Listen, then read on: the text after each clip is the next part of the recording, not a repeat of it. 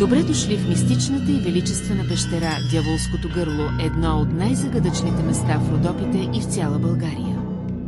Скътана в Триградското щрело, тази пещера впечатлява със своите гигантски размери и мрачна атмосфера.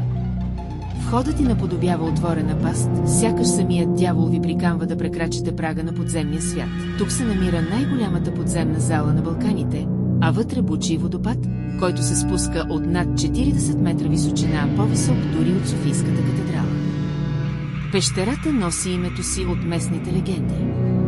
Смята се, че именно тук Орфей е слязал в подземното царство, за да търси любимата си Евридика, а и до днес никой не е проследил точно пътя на подземната река, каквото пуснеш във водите и повече не излиза.